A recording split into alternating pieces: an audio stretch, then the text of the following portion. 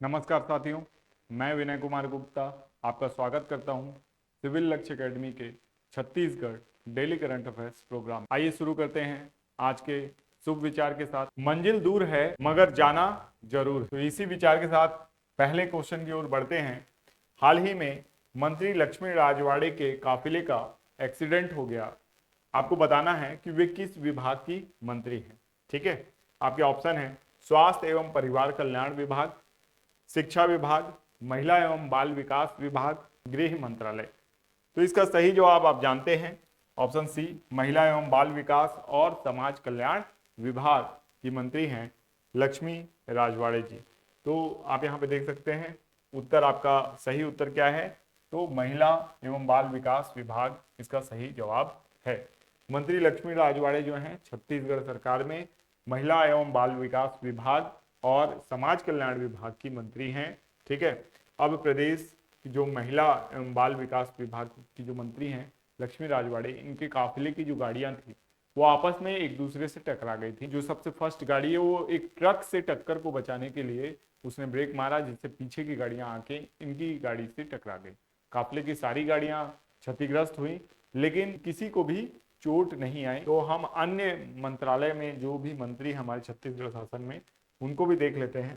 तो सबसे पहले हमारे यशस्वी मुख्यमंत्री श्री विष्णुदेव साय, जो कि सामान्य प्रशासन, खनिज संसाधन, ऊर्जा, जनसंपर्क, वाणिज्य कर, परिवहन एवं अन्य विभाग, जो भी अन्य मंत्रियों को आवंटित नहीं है, वो किसको मिला हुआ है?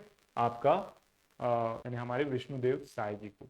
ठीक है, जैसे कि बृजमोहन अग्रवाल ने हाल ही में स्कूल शिक्षा मंत्रालय जो है उससे त्यागपत्र दिया था, तो वो भी किसके पास है? जो हमारे मुख्यमंत्री हैं श्री विष्णुदेव साय, इनके पास है। ठीक है, आगे देखते हैं श्री अरुण साय, जो लोक निर्माण, लोक स्वास्थ्य यांत्रिकी, विधि और विधायी कार्य एवं नगरीय प्रशासन के मंत्री हैं।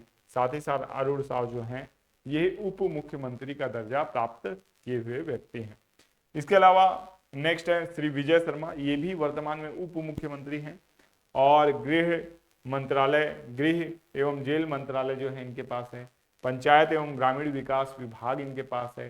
तकनीकी शिक्षा और रोजगार, विज्ञान और प्रौद्योगिकी विभाग भी किसके पास है? आपका विजय शर्मा जी के पास है। श्री राम विचार नेताम जो है या आदिम जाति कल्याण, अनुसूचित जनजाति, जाति, पिछड़ा वर्ग एवं अल्पसंख्यक विकास, कृषि विकास एवं किसान कल्याण मंत्री कौन है? आपके श्री राम विचार नेताम जी हैं। ठीक है, आगे बढ़ते हुए देखते हैं श्री दयालदास बघेल, जो कि नागरिक आपूर्ति एवं उपभोक्ता संरक्षण मंत्री हैं। खाद्य नागरिक आपूर्ति एवं उपभोक्ता संरक्षण मंत्री। ठीक है, इसके बाद श्री केदार कश्यप जी, संसदीय कार्य, वन एवं जलवायु परिवर्तन, जल संसाधन और कौशल विकास एवं सहकारिता मंत्री हैं आपके कौन? श्री केदार कश्यप। श्री लखनलाल देवांगन जो हैं वाणिज्य और उद्योग एवं श्रम मंत्री हैं। ठीक है, तो लखनलाल देवांगन जी को याद रखना है। फिर है श्री श्याम बिहारी जायसवाल, जो कि लोक स्वास्थ्य और परिवार कल्याण, चिकित्सा, शिक्षा और 20 सूत्री कार्यक्रम के मंत्री हैं। क्या नाम है इनका? श्री श्याम बिहारी जायसवाल। फिर आते हैं हम ओपी चौधरी, बहुत जाने माने मंत्री हैं, वित्त मंत्री हैं, पूर्व कलेक्टर भी रहे हैं ये, है ना। वाणिज्य कर मंत्री हैं, आवास एवं पर्यावरण, योजना, आर्थिक एवं सांख्यिकी मंत्री कौन है? श्री ओपी चौधरी जी। श्रीमती लक्ष्मी राजवाड़े, अभी अभी हमने इनकी बात की, ये महिला एवं बाल विकास एवं समाज कल्याण मंत्री हैं। ठीक है, श्री टंकराम वर्मा जी को भी देख लेते हैं, ये खेल कूद एवं युवा कल्याण, राजस्व एवं आपदा प्रबंधन विभाग के मंत्री कौन है? श्री टंकराम वर्मा जी। यहाँ आप इनकी तस्वीर भी देख सकते हैं। ठीक है, आगे बढ़ रहे हैं। आगे देखते हैं दल्ली राजहरा माइंस किस जिले में स्थित है? दल्ली राजहरा आपको पता है किस जिले में है? इसका सही जवाब है ऑप्शन ए, बालोद जिले में स्थित है दल्ली राजहरा माइंस। ठीक है, तो बालोद जिले में स्थित है। आपको पता हो दल्ली राजहरा से ही बीएसपी को, है ना, भिलाई स्टील प्लांट को लॉ एस की सप्लाई की जाती है। साथ ही साथ आपको ये भी याद रखना है कि यहाँ से कौन सा खनिज मिलेगा? लॉ एस्क मिलेगा। लॉ है एस्क के अन्य जो क्षेत्र हैं, जैसे कि हमारा बैलाडीला है, ठीक है, इसके अलावा बोरिया टिप्पू है। अगर कबीर धाम में बात की जाए तो अकलियामा, चेलिकामा, है ना, ये सारी जगह आपके कहाँ है, कबीरधाम में है, ठीक है। और यहाँ पे आपका राव घाट है ना, बस्तर संभाग में ही राव घाट, छोटे डोंगर, चार आमा, ये सब जितने हैं एरिया, ये सब लौ अयस्क उत्पादन क्षेत्र हैं, ठीक है। इसको अच्छे से याद रखना है, लौ अयस्क के उत्पादन क्षेत्र को। छत्तीसगढ़ के चौथे खिलाड़ी अजय मंडल को आईपीएल 2024 में किस टीम ने 30 लाख रुपए में खरीद लिया है, ठीक है। तो आपके ऑप्शन है Chennai super Kings, Delhi Capitals, Punjab Kings या मुंबई इंडियंस। तो इसका सही जवाब है आपका ऑप्शन बी, दिल्ली कैपिटल्स, ठीक है। तो यहाँ पे आप देख सकते हैं दिल्ली कैपिटल्स ने इस बार अजय मंडल को खरीदा है, जो कि 29 वर्ष के खिलाड़ी हैं, और इनको 30 लाख रुपए के बेस प्राइस में खरीदा है। अभी 30 लाख रुपए तक में बिकने वाले अजय मंडल का ये सबसे हाईएस्ट प्राइस है, ठीक है। अगर बात की जाए पिछली बार ये चेन्नई सुपर किंग्स के लिए खरीदे गए थे और 20 लाख रुपए के बेस प्राइस में पिछले बार खरीदे गए थे 2022 में, परंतु इनको खेलने का मौका नहीं मिला था, ये ग्राउंड में नहीं उतर पाए थे। उम्मीद करते हैं कि इस बार इनको जो टीम दिल्ली कैपिटल्स ने खरीदा है वो इस बार इनको मौका देगी और इनको भी अपना हुनर दिखाने का मौका मिलेगा, ठीक है। तो इनको याद रखना है अजय मंडल जी को। तो आगे चलते हैं, हाल ही में राष्ट्रीय दुग्ध दिवस कब मनाया जाता है। तो राष्ट्रीय दुग्ध दिवस कब मनाया जाता है ये देखना है हमको। तो राष्ट्रीय दुग्ध दिवस देखिए 26 नवंबर को मनाया जाता है, ठीक है। और किसकी याद में मनाया जाता है, तो वर्गीस कुरियन जी के जन्म दिवस के अवसर पर मनाया जाता है, ठीक है। तो इनकी याद में मनाया जाता है। यह दिन भारतीय डेयरी उद्योग के जनक की जयंती के अवसर पर मनाया जाता है और उन जनक का नाम क्या है, डॉक्टर वर्गीस कुरियन है, ठीक है, जो कि एक सामाजिक उद्यमी थे। Father of the white revolution के नाम से इन्हें जाना जाता है, ठीक है। और बिलियन लीटर आइडिया विश्व का सबसे बड़ा कृषि विकास कार्यक्रम के लिए आपने आज भी अपनी प्रसिद्धि बनाए हुए हैं। तो श्री वर्गीस कुरियन जी को, डॉक्टर वर्गीस कुरियन जी को आपको याद रखना है। आगे बढ़ते हैं, बिलासपुर केंद्रीय जेल किस विशेषता के लिए देश की पहली जेल बन रही है। तो कौन कौन सी विशेषता है, अत्याधुनिक सुरक्षा प्रणाली, इको फ्रेंडली जेल, उच्च तकनीक प्रशिक्षण केंद्र या अंतरराष्ट्रीय जेल मान्यता। तो इसका सही जवाब है, आप देना चाहें तो कमेंट बॉक्स में दे सकते हैं, option B, eco friendly jail, ठीक है। अब यहाँ पे इको फ्रेंडली जेल से मतलब क्या है, ऑब्वियस सी बात है, जहां इको फ्रेंडली की बात होती है वहां हरियाली तो जुड़ेगी, हरियाली वाला एरिया होगा ये इको फ्रेंडली जेल जो है, ठीक है। तो इसके अलावा क्या होगा, जब भी इको फ्रेंडली बोलते हैं तो जो भी चीजें यानी इन्वायरमेंट को नुकसान पहुंचाती हैं उसको दूर करने की बात करेगी इको फ्रेंडली जेल। तो देखिए प्लास्टिक कचरे को या प्लास्टिक मुक्त बनाया जाएगा, इसको रिसाइकलिंग प्लांट यहाँ लगाए जाएंगे जिससे कि प्लास्टिक को मुख्य जो प्रदूषक है उसकी कैटेगरी से बाहर करके इसका रीयूज किया जाए, ठीक है। इसके अलावा यहाँ ऑक्सीजन जनरेटर भी लगाया जाएगा, बहुत ही खास बात है, तो इसको भी याद रखना है। हार्वेस्टिंग की जाएगी, रेन वाटर हार्वेस्टिंग की जाएगी, बाकी जितने भी ऐसे कार्य हैं जो प्रकृति को हेल्प कर सकें वो सारे काम किए जाएंगे कहाँ, eco friendly jail Bilaspur jail में किए जाएंगे, ठीक है।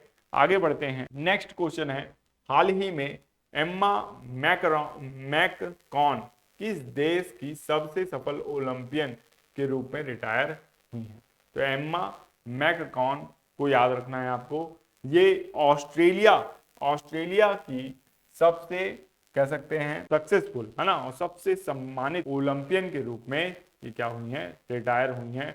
3 ओलंपिक में 14 पदक और 20 चैंपियनशिप पदक इन्होंने जीता है, जो कि छोटा अमाउंट नहीं है। एक पदक ही ओलंपिक में जीत लेने पे भारत में प्रसिद्धि मिल जाती है और इन्होंने तो 14 ओलंपिक पदक अपने नाम किए हैं, ठीक है। तो इसलिए इनको याद रखना है। आगे चलते हैं, खो खो का पहला वर्ल्ड कप जनवरी 2025 में कहां आयोजित होगा। खो खो के वर्ल्ड कप की बात हो रही है और खो खो का वर्ल्ड कप जो होगा आपका ऑप्शन बी है, नई दिल्ली में आयोजित होगा। बहुत तेज खेल होता है खो खो। खो खो में आप जानते हैं कि एक टीम में 9 खिलाड़ी होते हैं, 8 सीटिंग में होते हैं, एक रनर होता है अगर रनर के साइड पे हैं, और जो डिफेंड करती है जो टीम यानी वो होती है आपकी, उसके 3 खिलाड़ी एक टाइम पे उतरते हैं, ठीक है। तो इस तरीके से ये खेल होता है, बड़ा तेज खेल होता है। भारत में 13 से 19 जनवरी 2025 तक नई दिल्ली में क्या होंगे, नई दिल्ली का कौन सा स्टेडियम है, इंदिरा गांधी इंडोर स्टेडियम, है ना, में पहले खो खो वर्ल्ड कप का की मेजबानी कौन कर रहा है, भारत देश कर रहा है। तो इस बात को भी आपको याद रखना है, ये भारत देश हमारा खो खो वर्ल्ड कप की मेजबानी कर रहा है।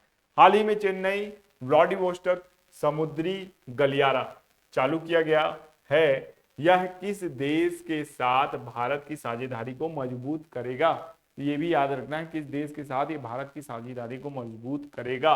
तो इसका सही जवाब है ऑप्शन बी, रूस।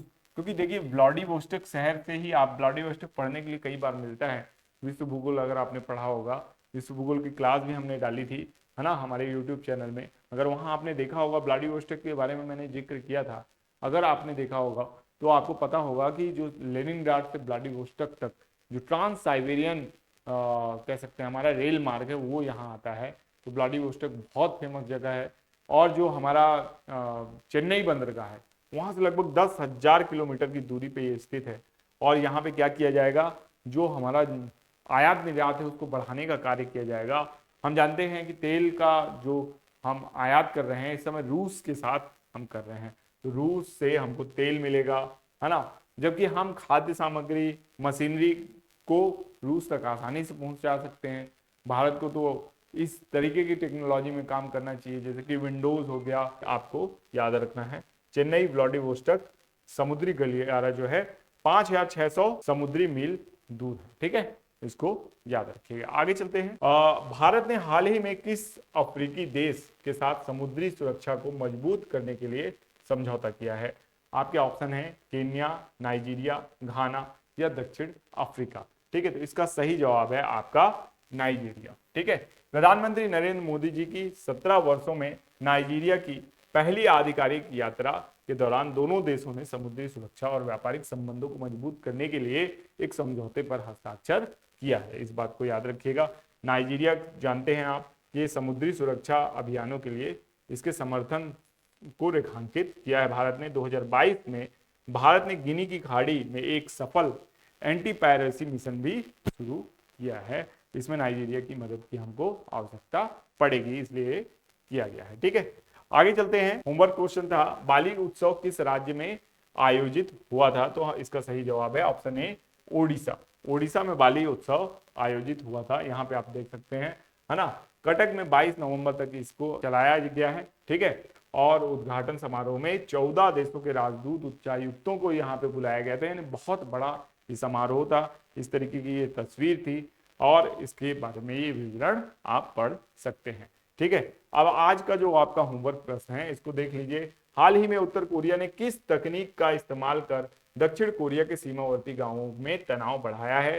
साइबर अटैक किया है, मिसाइल परीक्षण किया है, नॉइस बॉम्बिंग की है, या ड्रोन हमले से उन्होंने जो दक्षिण कोरिया के लोग हैं उनको तंग किया है? तो ये आपको बताना है, ठीक है। आशा करते हैं ये वीडियो आपको पसंद आया होगा। अगर ये वीडियो आपको पसंद आया तो चैनल को लाइक करना, सब्सक्राइब करना बिल्कुल ना भूले। हम मिलेंगे नेक्स्ट वीडियो में, तब तक के लिए आपका दिन शुभ हो। धन्यवाद।